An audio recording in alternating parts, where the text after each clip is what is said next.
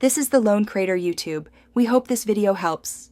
In this video, I will show how to enable Chrome in Redmi. First, open your phone settings application. This is usually represented by a gear icon. Next, scroll down the menu until you find the Apps or Applications option and tap on it.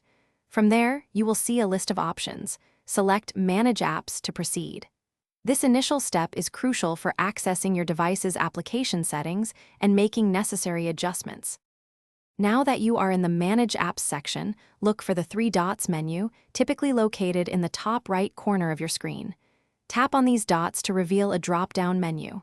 From this menu, select Default Apps. This will take you to a screen where you can manage various default applications. Next, tap on Browser to see which browser is currently set as your default. If Chrome is not currently your default browser, simply select it from the list of available browsers.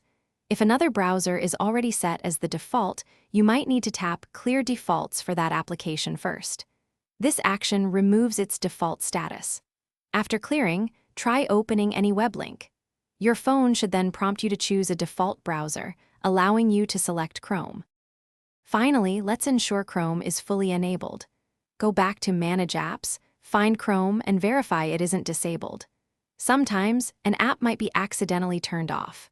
Also, check the Play Store for any pending updates for Chrome. Keeping it updated is important.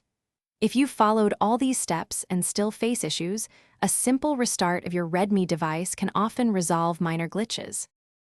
Thanks for watching. Consider subscribing if we helped you.